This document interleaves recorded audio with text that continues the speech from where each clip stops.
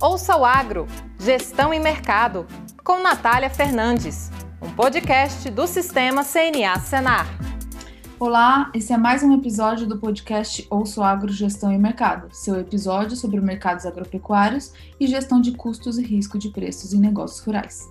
O episódio de hoje é sobre safras de verão 2021-22, um panorama das lavouras de soja e milho. Eu sou a Natália Fernandes, coordenadora do Núcleo de Inteligência de Mercado, e estão comigo aqui hoje como convidados o Lucas Martins, que é assessor técnico da área de Inteligência de Mercado na CNA, e o Rafael Fogaça, gerente de acompanhamento de safras da Conab.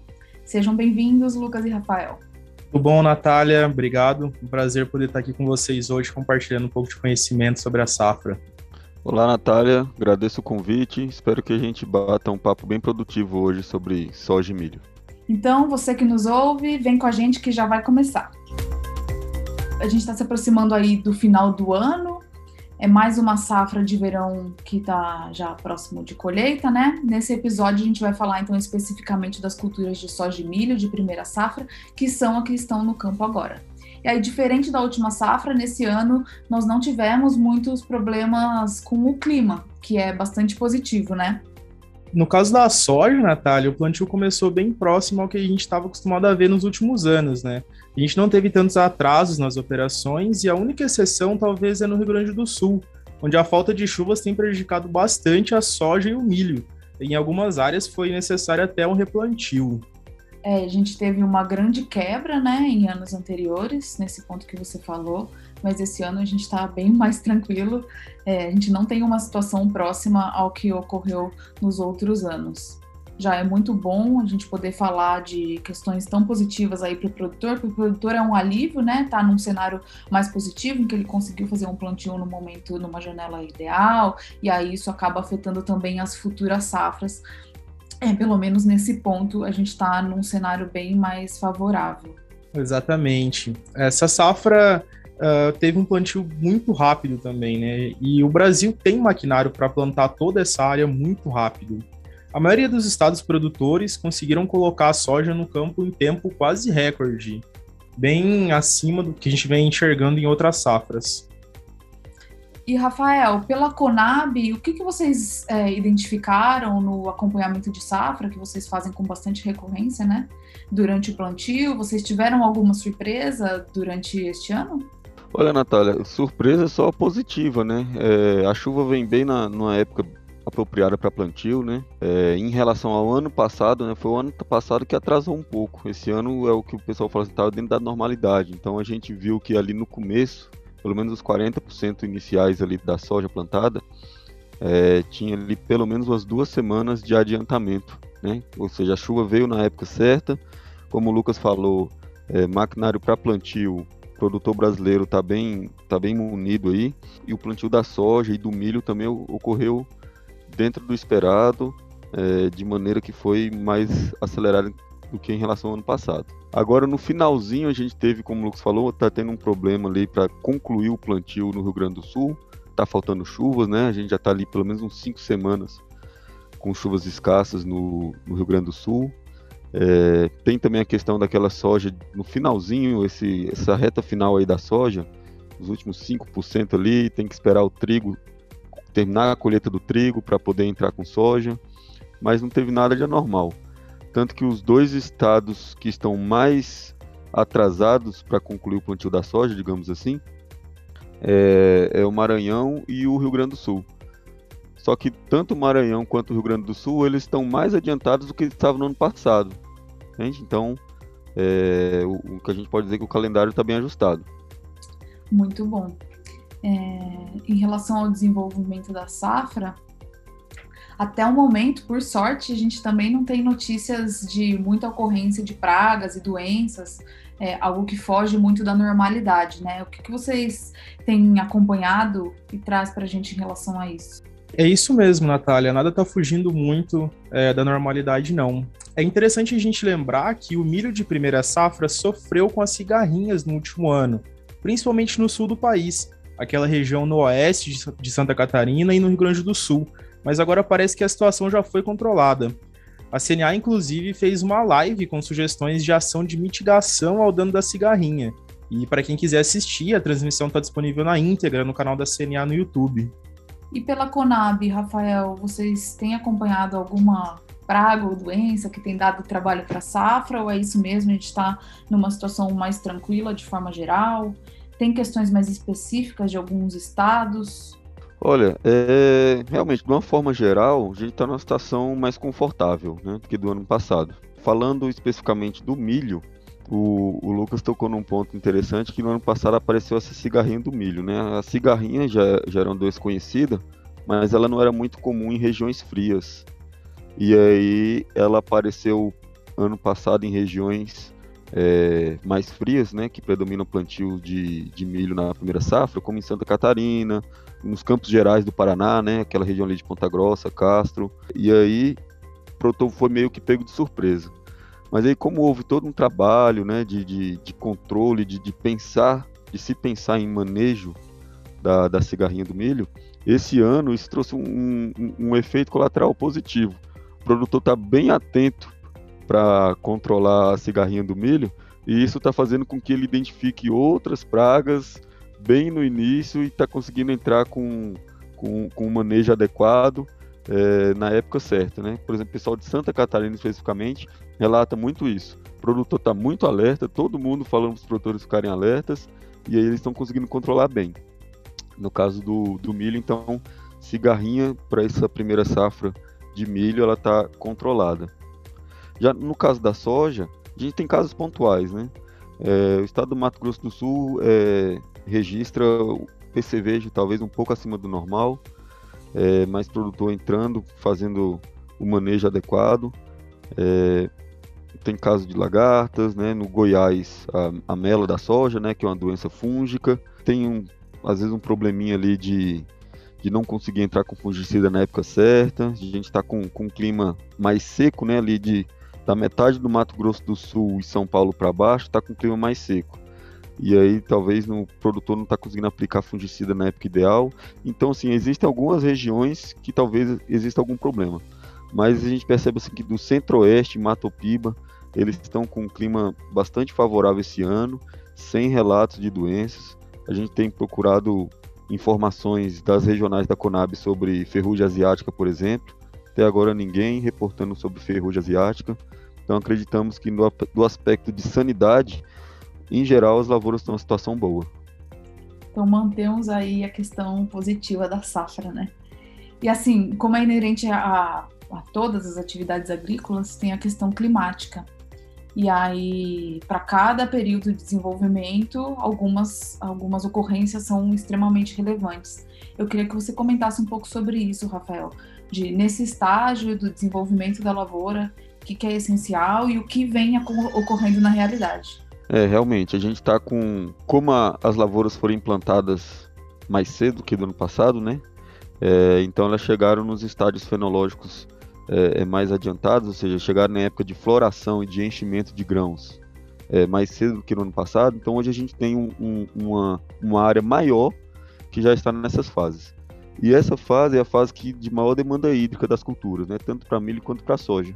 É uma fase que é muito sensível à falta de chuvas. O milho, inclusive, mais do que a soja, né? Se você faltar chuva para o milho ali 2-3 semanas, você já afeta fortemente a produtividade. A soja é um pouco mais resiliente com respeito a isso. E, infelizmente, a gente tem observado que,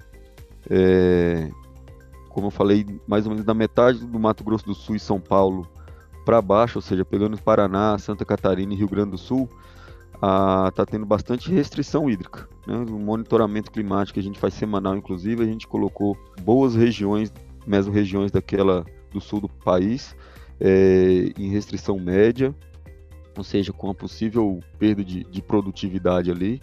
O Rio Grande do Sul talvez seja o estado que a restrição é pior, que ele já vem ali desde o início de novembro, quase nada de chuva, quando chove muito pouco.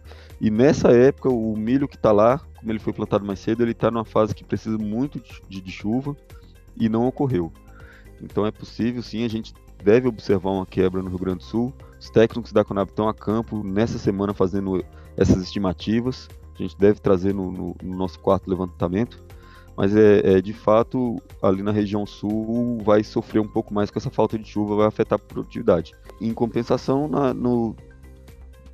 da metade do Mato Grosso do Sul para cima, Mato Grosso, oeste da Bahia, Tocantins, Goiás, Minas Gerais, tem chovido bem. Também ali no sudoeste do Piauí, sul do Maranhão, eles estão conseguindo implantar bem as lavouras, aquelas que já estão implantadas está chovendo bem. A restrição ficou maior ali no Rio Grande do Sul, e principalmente para milho. Muito bom, Rafael. Então, tudo indica aí que a gente tem um cenário ainda muito positivo para a questão de colheita, né? Então, daqui a algumas semanas, a gente já deve ter algumas lavouras sendo colhidas. Esse foi um dos plantios de soja mais rápidos que a gente teve no Brasil, e a colheita deve começar bem cedo, dando aí uma boa janela para o plantio das culturas de inverno, como eu tinha comentado no início. Então, eu queria saber de vocês, assim, de que forma tudo isso que veio se encaminhando desde o início da safra, né, do plantio, pode impactar a colheita, e o que vocês têm visto de perspectiva, de expectativa para a colheita? Então, Natália, esse plantio rápido está acontecendo por conta de uma boa logística das revendas em entregar os insumos, um clima favorável ao plantio nos últimos meses e também o maquinário brasileiro. A gente tem um parque de máquinas muito bom para poder implementar essa soja. São mais de 40 milhões de hectares de soja e 4 milhões e meio de hectares de milho. É muito chão para plantar. Mas e aí, como que fica essa colheita, né? Será que a gente vai ter máquina para isso? Então, como a gente comentou, não devemos ter problemas sérios no clima para a colheita. Então essa soja vai chegar no ponto de maturação e a gente vai precisar de colhedora para isso. Rafael, o que você acha? Será que a gente pode ter algum problema em relação à falta de máquinas? Olha, Lucas, eu não acredito que a gente deva ter esse tipo de problema, tá? Realmente o que você considerou tem muita verdade, né? O produtor brasileiro ele se equipou bastante com maquinário para plantio. O produtor, principalmente o que faz segunda safra, ele teve que se equipar porque ele percebeu que ele tem uma janela muito curta para a implantação da segunda safra. Bem mais curta do que para a implantação da primeira safra. Então ele teve que se municiar de potencial de plantio. E isso conferiu a ele um potencial de plantio grande para a primeira safra também. Então é por isso que a gente vem observando, ano após ano, que o plantio está ocorrendo, a semeadura está ocorrendo de maneira mais rápida, porque ele está se municiando para poder implementar a segunda safra rapidamente. Então por isso que a gente observou essa semeadura tão rápida. Mas para a colheita, a gente não acredita que vai ter grandes problemas, até porque no ano passado a gente teve uma boa colheita de soja, né, uma safra boa, e no ano passado a gente não teve esse tipo de problema, né, com colheita. A gente deve ter um volume aí parecido. O plantio foi rápido, mas o produtor ele se precaver, ele planta soja de ciclos diferentes, né, ele planta uma super precoce, outra precoce, ele se protege aí para poder escalonar a colheita dele. Talvez o que é possível que exista gargalos logísticos no pós-colheita ali, tráfego de caminhões, nas unidades de recepção, né, de beneficiamento e armazenagem, mas mesmo assim a gente não acredita que deva trazer grande impacto. Se não houver um risco climático muito grande, assim, de uma seca forte na época de colheita a ponto da soja maturar toda de uma vez só, né, de antecipar o ciclo daquela que seria colhida depois. Se não houver um revés climático, acredito que a colheita vai se dar de uma forma positiva. E é muito bom, então, saber que o Brasil se encaminha, né, para mais uma boa safra de soja, uma ótima recuperação na safra de milho. A gente já está quase encerrando aqui o nosso podcast, nossa conversa. Então, eu queria que vocês deixassem uma mensagem final já, fizessem esse balanço geral da expectativa e o que tem visto sobre a safra, o que o produtor pode esperar. A gente sabe que os produtores são extremamente capacitados nessa área, né? Ficam de olho aí nessas questões que não estão na mão do produtor, e no que cabe a eles têm feito um bom trabalho. Então, a gente realmente tem esperado esse resultado positivo. Então, fiquem à vontade aí para colocar as mensagens finais de vocês. Beleza, Natália. Acho que a gente conseguiu compartilhar ótimas informações aqui para o produtor. E a mensagem final que eu queria deixar é que somente o fato de não ocorrer o atraso da colheita no Brasil no começo do próximo ano já deve aliviar bastante as exportações brasileiras. No início de 2021, nós tivemos filas de navios nos portos, pagando multas em cima de multas, esperando pela soja que não chegava. Os produtores não conseguiram colher, primeiro porque a soja ainda não estava em ponto de maturação, e também pelo excesso de chuvas no período em que a gente costuma ter a colheita. Para o próximo ano, a gente deve ter uma situação bem diferente. E como a gente já comentou, né, isso alivia bastante o calendário de plantio para as culturas de inverno, que deve ser bem mais tranquilo para os produtores. Esse ponto que o Lucas levantou é bem relevante mesmo, que ajuda até na logística o fato da gente ter consciência de que a soja já está bastante comercializada, né? Então vai ter navio no porto esperando soja, e isso alivia muito a questão logística, né? Imagina se essa soja, nossa soja, esses 142 milhões de toneladas, aí quase 143, tivesse que ir tudo para armazém, aí sim a gente poderia ter um pós-colheita ali travando, mas não é isso que deve acontecer. A gente deve ter uma questão de colheita, beneficiamento e rapidamente seguir para porto, né, para embarque em navio. Isso facilita bastante o fluxo. A gente está cada vez crescendo mais a exportação pelo Arco Norte.